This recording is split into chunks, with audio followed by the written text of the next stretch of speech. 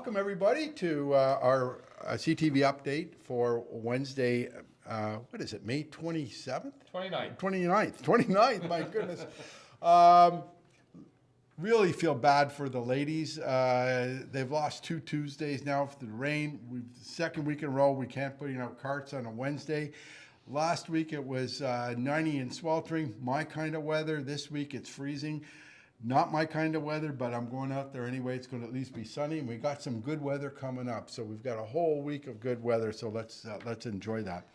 We got a lot to talk about today. This is going to be a long one. So if you want to skip parts of it, that's fine. Just go down to the description and just listen to the parts you want to listen to, because we have a lot on our agenda. I have 2 interviews today, one with our president, Tracy McNairn, and I had a great interview with Chris Hilliard and Ryan Valley about their experience in Hamilton, plus our instructional segment. So we have a lot on the plate. Let's start with the results from a Flagstick Open. Good news for Carleton at the Flagstick Open this year. We're hot right now, John. Yeah. Yeah, no, nice to see. Congratulations, especially to Aiden Coyle, won the Open division. Made a phenomenal, about 20-foot putt on 18 to win. Wow. Win by 1 shot. I believe Aiden was 5 under for 2 rounds. Spectacular play. So way to go, Aiden. And Manny Restrepo won the B division as well. And I believe Manny was 1 under. So we had a lot of members compete, and a lot of top amateurs from surrounding region come in within a couple of hours to play. So a very good competition, and to come out on top certainly bodes well for our intersectional competitions in the coming months. That's wonderful. Good news there. We had a wonderful event on Saturday, and I'm really glad the way you did it. You didn't take people out of their foursomes. You let them play with who they wanted to play. They could play at any time they wanted. That's the way it used to be at the club, and we got a lot of participation when we did that. The 2-person alternate shot, perhaps you can talk about the results there. Thanks, John. This last weekend we had our weekly event, which was the 2-person alternate shot. A lot of fun. We had just shy of 40 members participate, so great turnout. The format was a modified alternate shot, so we did leave it a little bit easier. So both players would tee off, you'd select the best drive, and then you'd play alternate shot there on out. It was a net event, so handicaps did come and play. And after everything was said and done, we're actually pretty excited to announce the winners live on our video right now. The team of Emma Stodell and Pete Richardson, congratulations. You guys played phenomenal. You guys came in first. Full results are going to be listed on the website, as well as our notice board in the locker rooms and on the first tee. But these are the type of events, like you're saying, they're fun. You can participate throughout the day. It's not a block of time, so you can still play with your regular groups. And we're looking to do a few more of these throughout the year. Yeah, nobody wants to alternate shot with me. Maybe a 2-man scramble they would, but nobody wants to alternate shot with me. Hey, we had a kickoff party this weekend, and we had some pretty good food. I say pretty good because Greek food, as you know, is the second best food in the world, behind the Lebanese food. But they had some good music there too. Maybe we can talk about that. We did, yeah. We did a tremendous night. We had about 60 members and guests in attendance. Food was fantastic, from the moussaka to the lamb meatballs, and some great dips, some whipped feta, hummus, of course. It was delicious. And then the live music, Dan Dunlop arrived with a 3-piece band, and they played at a lot of the golf clubs in the surrounding area. First time we've had them here, I believe, ever, and we'll definitely have them back. A lot of great Blue Rodeo covers, and it was nice to see a diverse membership crowd hitting on a few of our different membership groups, which is nice to see, and a few members hit the dance floor at the end of the night too. Yeah, that's wonderful. Yeah. That's wonderful. I had an opportunity to interview our president, Tracy McNairn, who gave a kind of state of the club for the last little while and what we're moving forward. Let's listen to it now. Good morning, everyone. I'm here with Tracy McNairn, our president of the club, to do our annual State of the Union, where we stand at this point. And Tracy, welcome back. I hear you were in Portugal. I was. It was Yeah. fantastic. Yeah. Yes, thank you. Wow, that's something I may consider someday. As always, Tracy, we're going to talk about basically, let's start with a recap of where we were from last winter to now, with capital projects, other things that are on the agenda. So maybe you can take it away from there. Sounds great. So very busy winter. So we got off to a really fast start. Our first meeting, we got organized with the approval following the AGM, all the approval of all the capital projects and stuff like that. So managers, house committee, everybody got quickly together and tried to get some quotes, finalize some quotes, set up the plans, get our schedules. We were really trying to, take all of the capital projects that were approved and try to get them fast-tracked and make sure that by when we opened, that most of them are done. Obviously, you can see the results on the pond. So that started, it started over the winter, actually. In November, we got started to escape it through and stuff like that. But results have, most people have been pretty excited about it. I don't know about yourself, but a few balls have landed in the water for me so far. But anyways, but I think it looks fabulous. It's a nice addition. And stuff like that. Halfway house, obviously, very excited about that. So we managed to get running water in there, and obviously we're back to making fresh sandwiches, hot dogs served, everything else. It has resulted in a significant increase of our halfway house sales already today. So they're already up. Cameron tells me already up like 25% year over year. So that's excellent. I don't know if you noticed, but obviously you've been down into the sound attenuation. So that was kind of our phase one. We were really testing it out.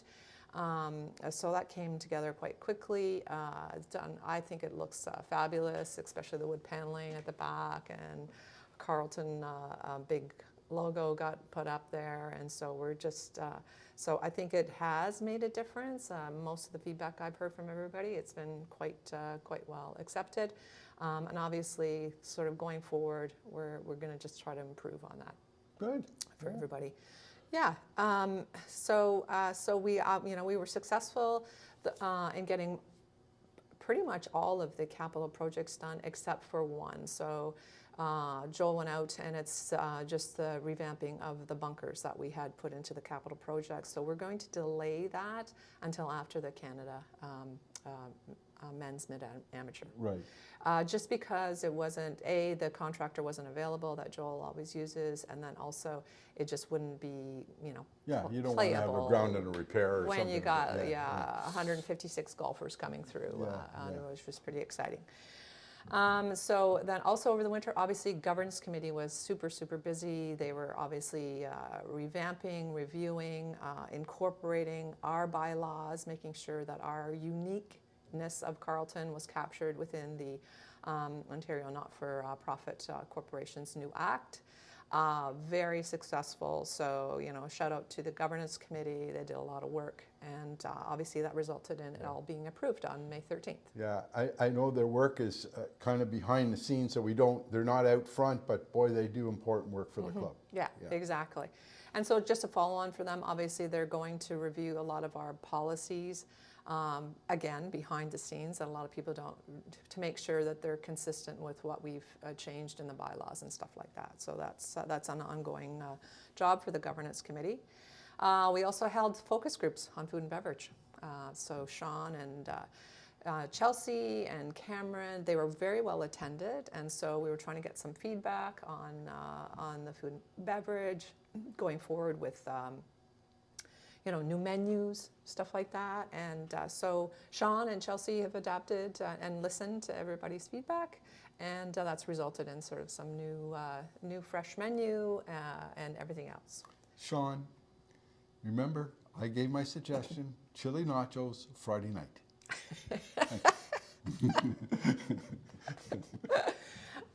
We also did sales and marketing committee. We're busy. They kind of revamping sort of our approach to membership drives and stuff like that.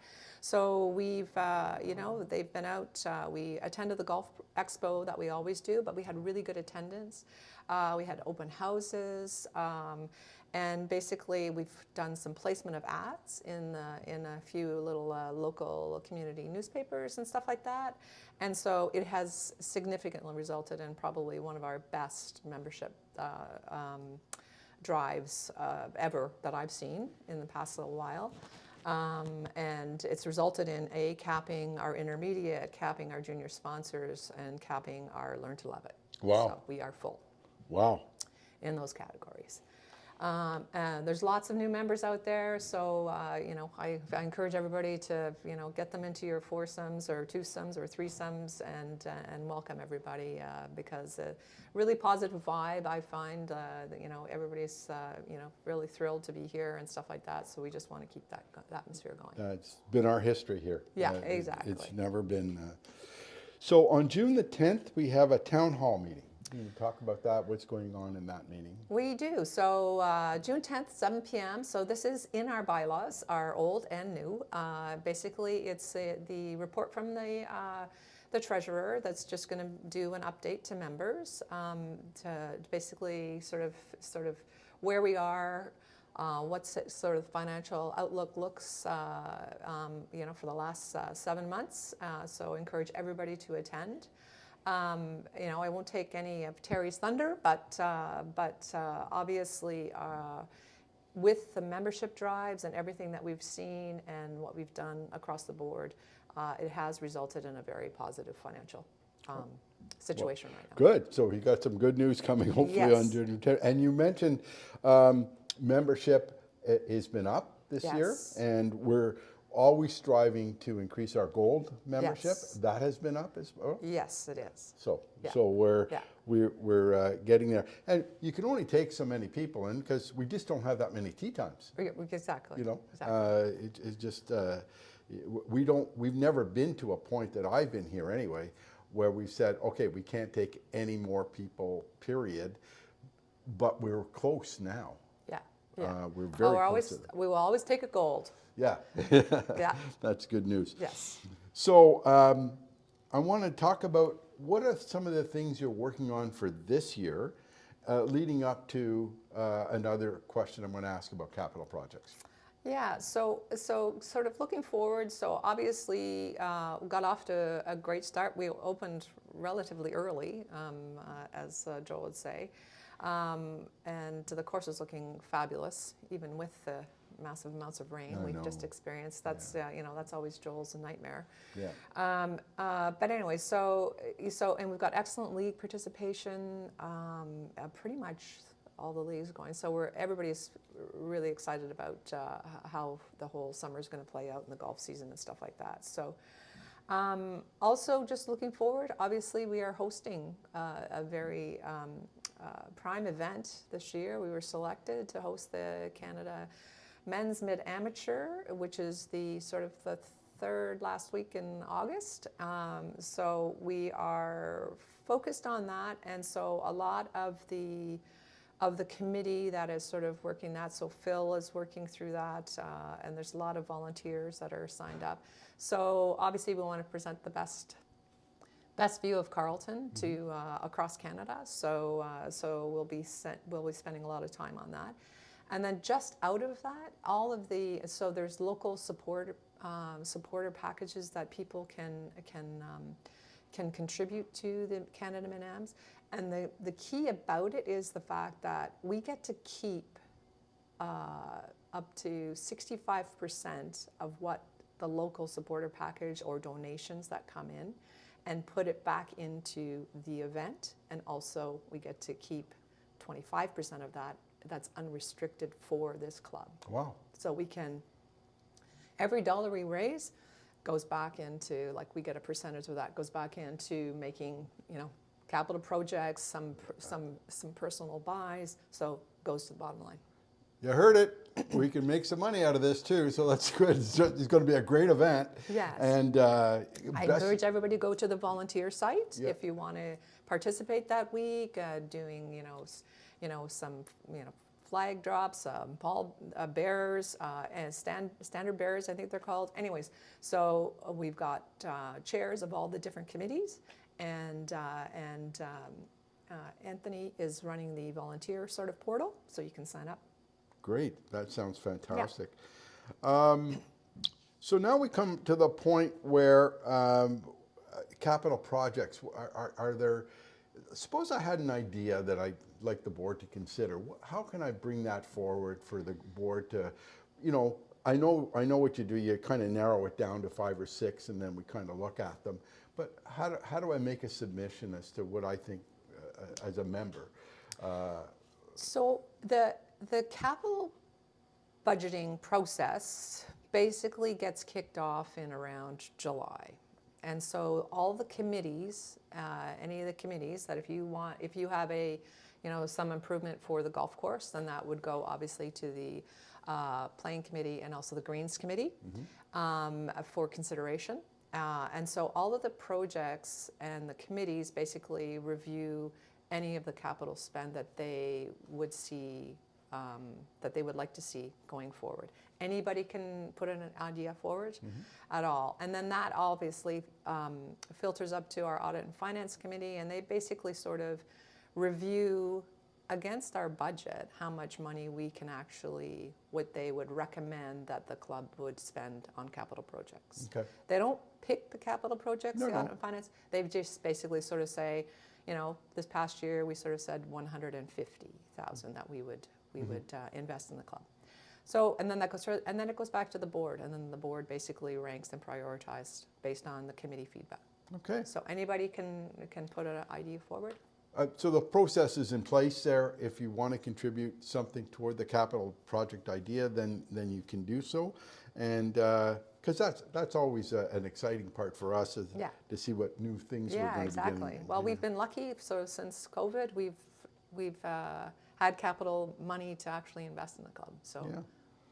So now we always come to this idea that when we have to prepare for it, there's going to be some board positions opening up in October when we have our annual general meeting. Is that correct? Is that yes. Is that okay? Yes. Maybe you can elaborate on that a bit. So right now, actually, it's a good time because the nominating committee is getting geared up and kicked off, and so there's going to be just a note going out to everybody, just for they are looking for members for people to sit on the nominating committee to help select some new board members. So you'll see that shortly, and then the process is, as it stands out right now, we will probably have obviously. I think I haven't totally nailed down who's returning and who might not be returning, but between 3 and 4 vacancies on the board. Okay. Oh, so we myself included. Yeah. So we have some work to do. Yes. Yeah. Yes, we do. Yeah. Okay. So those positions will be advertised as to which positions we'd be looking for nomination. Yes. So once I finalize with the board members, current board members, who is returning for maybe another 2 years. Say some people are halfway through their first 2 years. So anyway, so those people will obviously be returning. So then, and then we'll. So I've said this before. I've served on several committees here, and I came from an education background. I've served with people with engineering backgrounds or whatever. Like, they came from all sorts of, and I always found so much value added by sitting on those committees, board committee included. I would imagine would be the same, because you get to see things from different perspectives, and you can take that back to your own, your own environment, whatever position you hold. If you're an accountant or something, you see how an engineer looks at a problem. You see how an educator looks at a problem. You see how someone else looks at a problem, and it's amazing how much value added that was for me as a principal. I used a lot of I never thought of that. I never thought of looking at it that way. That's a good idea. So there's always something you get. You give your time to the board.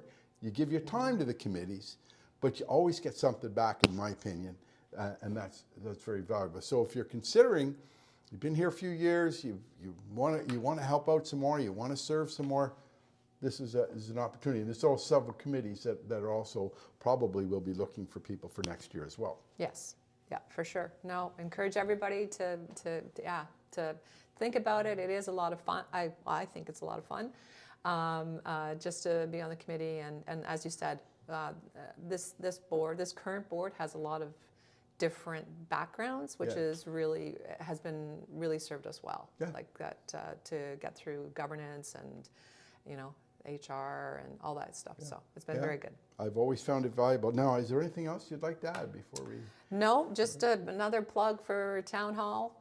Obviously, just come on out and get an update on our budget and where we are. So, Tracy, we're going to have you back again in October, just before our annual general meeting, to do a recap of the year. I want to thank you for coming in this morning. I know I was going to have you come early from Portugal, but I think you rejected that idea. I could do one of your live events from, on the screen. Anyway, thank you very, very much, and I wish you well going forward. I know it's a lot of work on your part, and you do such a great job for this club. Thank you so much. Thanks, John. All right. Thank you, Tracy. It was having fun having you here, especially when your trip from Portugal that you came down, and it was wonderful hearing about that experience as well. As Tracy mentioned in the video, we do have a town hall meeting. We do. Monday, June the 10th at 7 p.m. This is a informal meeting. No voting requirements, but we really encourage all members to attend. Primarily will be a update on the finances of the club going through this fiscal year, and we'll also touch on some major course status and events and happenings the rest of the year. That's great. Great news. And I hear we have some positive news coming from that. So, I had an opportunity again this morning to interview two other people, Chris Hilliard and Ryan Valley, who just came back from Hamilton, where they're playing the Canadian Open, and they were competing in the National Golf League at the national level, competing for the Canadian Championship. Let's listen to them now. A great experience for them. Well, good morning, gentlemen. It's good to see you. I'm here with Ryan Valley and Chris Hilliard here. We're here to discuss their wonderful weekend in Hamilton. But we want to tell the story about, first of all, how you got there, the qualifier, the course, and your experience in the National Golf League inaugural season. And so, first of all, Chris, Ryan, how did you find out about, you qualified for the qualifier in Montreal? Tell me about that. I had met Ryan at Home Hardware just after they had competed in Hamilton, and he was telling me about it, and I said, yeah, we got to get you on camera here. Yeah, John, it was, well, first of all, let me just say, Golf Canada, NGL, put on an amazing event. I don't think anybody knew about. Right? So how they set it up is, I guess, the men's leagues, beer leagues, whatever, across the country. They take a random set of weeks and your score, and then you end up getting a qualification. So got an email, a number of us at the course got an email that we had qualified for this event. I thought it was spam. I didn't even believe it. Like until Chris here messages me and he's like, hey, we're going to play in this thing. Like, we've qualified. We're going to go to Mont Tremblant and play Le Maitre. And, and I think it cost maybe $125, and we got loaded, like carts, steak dinner, swag, all that. And I'm like, of course, we're gonna go play. And if it goes nowhere, whatever. I mean, we get to play a great course, have a good time. Yeah, great. That's super. So you went to Montreal, you qualified. Yep. What happened in Montreal? How did you guys do? So first of all, in the Maitre was a beautiful course. We played late fall. Not a leaf has dropped, but all the colors were there, so it was spectacular. Great course. Brand new clubhouse 2 years ago. That's phenomenal. It was a good time. So we're going in, we're playing. We're really not expecting much at all. We're playing pretty well. Me and him were basically, I would double bogey something, he'd birdie it. So we were playing really well. Ham and negative. Yeah, ham and negative the whole way. And then comes down to basically 18, and Ryan flubs a shot over the back of the green, slope green. Took about 15 seconds before it rolled down for birdie, and that basically gave us the winning stroke, and we're done. We qualified, we won, see you later, let's move on. beer celebration, let's go. It was great. It was one of those moments for sure. I mean, 18, and you got everybody up in the gallery, right? And I hit a wedge short down into the hazard, and there it is. So I just hack it out up onto this huge sloping green, and doesn't the ball just sort of trickle? Then it starts coming down, and we see it come down about 25 feet and into the hole, and then everybody's and we're like, and that actually gave us enough points to win the Quebec qualifier, which was and then we find out, hey, we're going to the Canadian Open, the Hamilton Do you course. know how many people were in that competition? How many groups? 70, I think there was at the Metro was 70 groups of 2, and they had, because it's a pretty big qualifier, they believe they had 6 that went from there, both women and men, that qualified from there and went to the Canadian Open. Yeah, they took the top 6 or 8 teams from every province. So we represent Quebec at Carleton, but every province had these playoffs at their course, and then the winning groups would go through. We just happened to win the whole thing in Quebec, which was random and great. But we ham and egged it. So I guess then based on that, like, they pay for you to go to Hamilton to the Canadian Open course. So they would pay for everybody from BC to PEI. So everybody was scheduled to meet this week at the Canadian Open. Okay, so now you're in Hamilton. Talk about the course in Hamilton. This happened last Saturday. Yeah. So you go up to Hamilton. It's where the Canadian Open's being played this weekend. We have more news on that later, upcoming in our weekly CTV update. But talk about Hamilton. I mean, what can you say? The course is absolutely unbelievable. It's going to be a real test for these guys this week. We're in the clubhouse, an absolutely gorgeous clubhouse. Greens are, I think the pro said it was a 12 on the stimp meter. We get up on the practice green and we're like, what is this? That's where we were terrified. That's where we started to get a little bit nervous. And then the rough, they've got it right up. So we get there, and then we're looking through the clubhouse and the locker rooms, and of course they've got like Rory's last win there and his scorecards framed. I mean, one of them was a 61. I'm like, how the hell did second shoot a 61? And I'd say so we got out there, we played really well, which was great. We started off a little rough, but there were multiple rain delays, 2 rain delays, a fog delay. I'm going to get to that. I'll let Chris describe it. Yeah. You were telling me just before we got on camera, he was telling me to play 3 holes, it took him 5 hours. Tell me about that. So we started off on at 8:10. We were one of the first tee off times, which was great for us because we usually play the morning, so we're right in our element. Me and Ryan didn't really do great off the first tee with the crowd and everybody around, kind of like the pros have. So we kind of duffed our first shots, but then by the 3rd shot, they called us rain delay on the first one. So then we had to go back into the clubhouse. That was about an hour and a half rain delay, thunderstorms, lightning, craziness.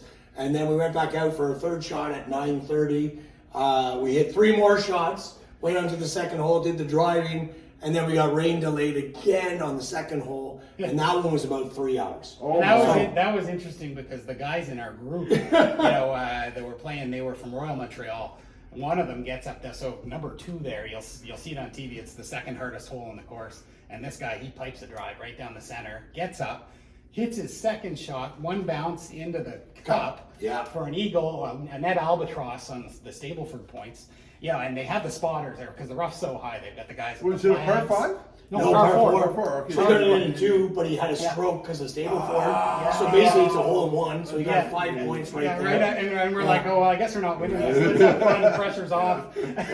So they nailed it in there, and then right after that, they called the rain delay. So we ran back in. They fed us so well. We had breakfast, I think breakfast 3 times.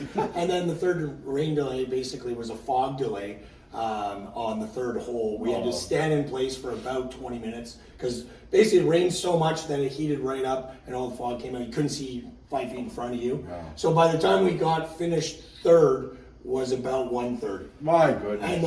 And then we started playing because then we got into the groove. We started getting birdies and some pars. And then by about the 8th hole, they told us there wasn't enough time to finish a full 18. So the competition only went to a 9, which was kind of sad because we didn't get to play the 18th hole, which was one of the signatures we wanted to see. But absolutely beautiful course. I got the full length. I went in the rough. I went in, with the 10-foot bunkers. I got the full extent of it. And then they called the game, about 6:30. Some of the guys were finished. We finished. We started tee off 8:10. We finished at just before 4. So I understand they had two groups, one go off on the back nine, one go off in the front, yeah. and the two winners met for the playoff Yeah, they met for the playoff on 18. on 18. Yeah. Which was lucky for them because I wanted to play it. We tried to play it. We tried to sneak around and we're just going to walk the course a little bit, but it was too late in the day and they couldn't finish 18 for everybody, so it was unfair. But spectacular course. I played a couple signature series courses like that, but the rough, I was in it and it was up to my knees some places. Oh yeah, it's crazy. pristine from it'll show well on TV. I mean, just a great time, right? I mean, a great time, and the winners went to are going to Troon. We were a couple of points back at the end. Gee, that's one good. more- You came back. One more birdie putt. Two more birdies or a I par think- somewhere along the Yeah, ways, and yeah. we would have had 21 points, which would have put us in the playoff. Well, Yeah. gentlemen, as you know, we're in the NGL again this year. If you get to be the qualifier, you're definitely going back to Montreal to qualify. I'll just say if you get that email, Well, you'll get it for me this year. Yeah. It's coming one, through you? that's Perfect. one change I No, made. good. I didn't give them your emails this year. They're coming Okay. because I didn't know anything about it. Yeah. Like I knew about the NGL, but they didn't tell me that 8 people had qualified, and they didn't tell me who they were. And so we had a big meeting with them in February, and we straightened all that out. This year, I didn't send the emails in. I said, you correspond through me and I'll let everybody know because I want to know and I want to advertise it. So, well, and it goes to a great charity, the First Tee Yeah. group. It was, I think every club should participate because they rolled out the red carpet from, Mont Tremblant right to Hamilton. yeah, we were lucky to get in the inaugural year because they were having, they just wanted to try it out. So they didn't invite every club. We got into the Quebec region. Thankfully, we did. They were going to put us in Ontario, and then when they said we didn't have room in Ontario, but we can put you in Quebec, I thought, great, because it's only 2 hours away. You can get there. So this year, we again will have from men's league 8 groups qualifying. So what happens if you're in men's league? At the end of the 6 weeks, and it starts on June 5th, your next 6 scores from June 5th to the next 6 weeks count toward qualifying. If you qualify, one of the top 8 as an individual, you get to pick a partner and go to Montreal in the fall to qualify for this. So, gentlemen, thank you very much. What a great experience. You both look great in your Carlton shirts. Well, Tyler set us up with some shirts. They look terrific. We look like we're representing, Florida, but Yeah. Thanks, Tyler, for the shirts, and we were Appreciate it. qualified as the most fun group that day. So, I it was can great. believe that. Yeah. Thanks for coming, gentlemen. All right. Thanks, John. Bye-bye. John. It was fun talking with him. I know I was talking with Chris on Sunday. I had met him at Home Hardware, and he just couldn't stop talking about his experience on Saturday. Unfortunately, rain-shortened event, but I think they would have come back. They seem to be a very good duo. They seem to ham and egg things pretty well, but they had a wonderful time. Hey, they're not the only ones going to Hamilton. You guys are. God, talk about it. Thanks, John. You're right. We can't let them have all the fun. This afternoon, Cameron and I have been given a special invite to the Canadian Open this year. So we're driving down to Hamilton later today, and we have been given a few behind-the-scenes passes to go to Hamilton and experience it there. I think you've played Hamilton, I believe, a few times. Yeah, I've had the pleasure of playing it as well. A phenomenal golf course, certainly ranked in my top courses in Canada that I've ever played. So we're going to be spending the day there tomorrow. We're going to be following a lot of the groups around. We'll be reporting back, so we'll let you know how it goes. We'll be taking photos. We'll be really documenting everything. But we're gonna enjoy the day tomorrow, and then we're back on Friday. It'll be fantastic. Golf Canada was kind enough to extend the invite, and they'll provide us with a little bit of a behind-the-scenes event logistic, a bit of a backstage tour, and hopefully we'll have a chance to watch Corey Connors and Nick Taylor and some of the Canadians. And we didn't get a last-minute sponsors invite to play. I'm not sure why, but no, this will be great. And Hamilton has also done a renovation, I believe. over $10 million. So it was large scale, but to see, we haven't seen the golf course since this renovation, so hope to pick up some tidbits on their greens and the bunker work that they've done, and we'll bring that back. I think you're in for a great surprise. Chris and Ryan were just over the moon about that course, and it's going to be a challenge. Apparently, they said the roughs are just brutal up there. They got to let them grow. And my dad's cutting fairways all week, so we'll make sure he's staying on task and volunteering, so that'll be fun. Folks, every week, just before we air, I go down and see Tyler, and I say, Tyler, what are we putting on this week? And gee, John, you're after me again, but I don't know what to do. I don't like putting stuff on special this early this year, and I got my dates. And Tyler, I said, you're off the hook. He says, what do you mean? You're off the hook. You don't have to do anything because you've already done it. Tyler has put on, well, I'll let you talk about what you put on. Those. Thanks, John. Yeah, you'll notice on your next visit to the golf shop, we're showcasing, we have a good selection of those battery-operated push carts. Yeah. So we are showcasing those right now for the month of, going into the month of June. Our member price on any of the units is $100 off retail, which is always great because it does give the members a little bit of a break on the price. They are pricey to begin with. They're great units. But as a member of the club, you are getting $100 off the retail price. And, I think the timing, maybe it's strategic, but I think there might be something coming up in a few weeks. I won't say what it is, but for those maybe starting to think about some gift ideas, this might be perfect for you. Yeah. We'll talk a bit more about that. I'm setting them up for the big fall when that day comes, that's for sure. In our instructional series, we're going to return back to the putting green and a great drill that you did. Let's take a look at it now. It's called the gate drill. In the video number 1, we learned the grip, and now you're going to teach us about the gate drill. These are drills you can do on the putting green because you mentioned something to me in the before we started filming.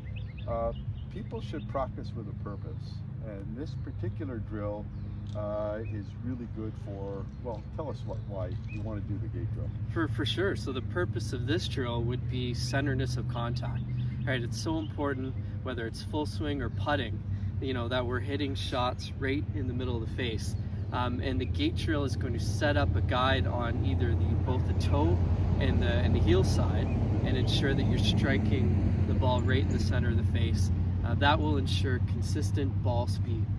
There's a lot of neat putters in the shop that Tyler and his team have ordered. They're really good with moment of inertia. If you do hit one a little towards the toe and the heel, but you will have absolute control and make the most putts if you do a good job with the gate drill.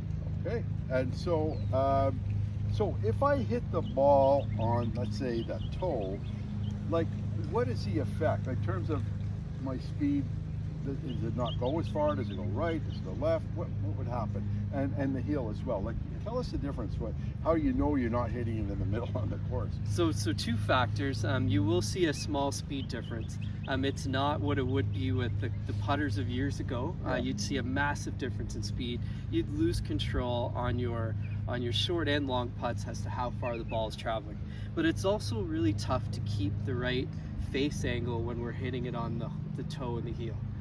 You might be hitting it a little sooner or later in the stroke compared to striking it on the center, and as a result the putt is going to start a little off to the right or to the left. That's another reason why we want to hit it on the center. Okay, well, let's see what you got here. So we have a gate set up here. So I've set up this gate just for reference. You'll see there's about ½ an inch on the toe and the heel side. So we want to give ourselves a little bit of room, right? The gate is positioned perpendicular to the target line of the putt, and I've got the object ball right in the center of the gate. So we're going to strike a putt, and we'll see if hopefully we can miss those tees and strike the ball nice and clean. Oh, sweet. And for your next putt, you're just going to put your next ball in there, and feel free, it's really popular to fill the hole up. You might hit about 3 putts. folks, he's making these putts on bumpy greens, so I just got to tell you, these not these greens to hit on because they just punch them. So that's really a good drill, and it's important that we do things like that in order to see what we're doing wrong on the course, so that if we notice we're not hitting it right, left or right, we know we're not hitting it in the center. This is a good drill to focus on hitting that ball right in the center of your club, right in the center mass. Definitely. Degree of difficulty, it does get harder as we move the tees closer together.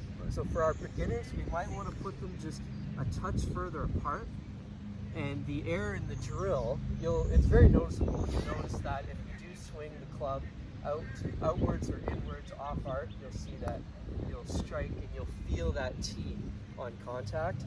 Once you get really comfortable with this, go ahead and bring those tees close together so that they're just a fraction, about a quarter inch outside the toe of the heel.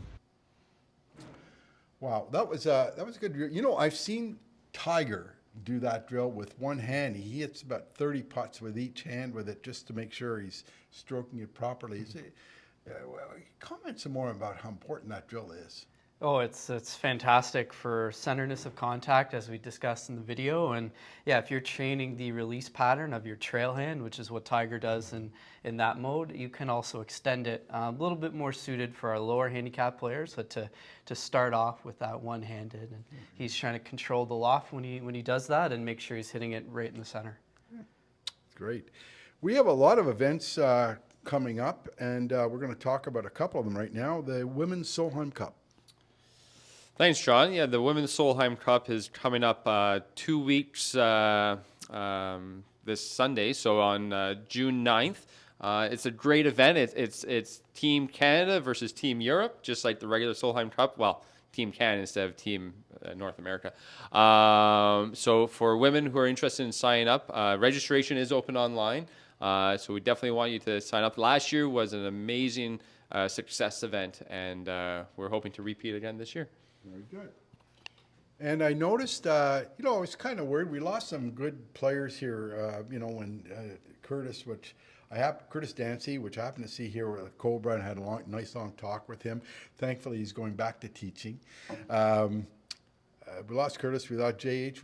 JH kind of left because him and Curtis played together all the time.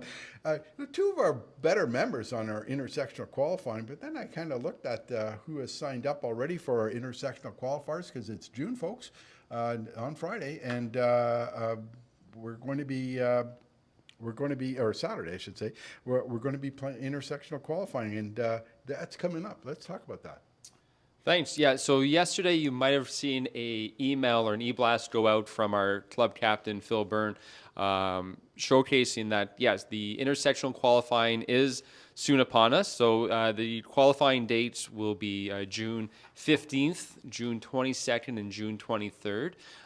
We are looking to, it's always best 2 out of 3 rounds, Staleford points, and we're trying to put our teams together for our men, our women, and our junior teams. So those are the 3 qualifiers that are happening those weekends, and it's $15 entry fee for anyone who is looking to register. $15 for both the men and for the women. That entry fee goes towards subsidizing some of the costs involved. And just a reminder, we are hosting the men's division this year in the B division, so we're pretty excited about that. That's in early July. But intersectional qualifying, the season's really here when we start talking about intersectionals, and very, very soon. You know how I know intersectional qualifying is here? Is when the maple keys start falling, because they're always on the green when we're trying to qualify for that thing. But I was just along that thought, I was looking at already who signed up, and we've got a very strong team so far. I mean, some of the young players there, they can really play. Hey, we have some kitchen specials this week. We do. Sean and Chelsea have knocked it out of the park again. We have some great features that will run right through till the weekend on Saturday. Stardew spring salad, arugula, grapefruit, nice honey Dijon vinaigrette. Of course, you can add protein to that if you wish. Pasta alla vodka featuring some grilled sausage for the protein in the pasta dish. And a little southern cooking, we have shrimp and chips. So that, yeah, as I mentioned, that's running all the way through till Saturday. Tonight we have a couple of blackened chicken features, a blackened mac and cheese, and a blackened sandwich. And tomorrow night we have a great surf and turf. So Thursday night, it's only $29, John. Triple 8-ounce sirloin and garlic shrimp. So that'll be a great feature for our Honey Pot League and a nice Thursday dining option. Boy, Honey Pot's lucky. They get the good weather, and now they're getting this wonderful surf and turf for tomorrow night. Good for them. We have some clinics coming up. Learn to Love It. That's right, John. So this weekend we're launching our Learn to Love It clinics. The topic this weekend is short game. So both Saturday and Sunday we'll be running our first series of clinics. So we're pretty excited about that. Saturday clinics are at 9 a.m. and then on Sunday 9 a.m. and 10 a.m. So 2 clinics on Sunday. So this is open to all our Learn to Love It members. And just a reminder, the Learn to Love It members do get access to 3 of the clinics. We run the clinics all throughout the summer, even into September. I think we have 15 dates in total that we have for the clinics. Yeah. And we're full on that, I understand. That's right. Yeah. So our Learn to Love It category has filled up. Last 2 years, it's filled up. It's an amazing category. It's an intro to golf category. So we're really focused on the basics, really trying to get members to understand, introduce them to the game of golf and through instruction, but also introduce them to kind of private club life as well. And it's a 2-year program for those of you who may not know much about the program, but there's a year 1 and a year 2. And there's golf involved, there's clinics involved. So it's a phenomenal intro to golf program. Great. All right, my favorite time of year. First week in June, of course, we have 2 shotguns. One on Monday, which you already announced. And then the dentists are back on Friday.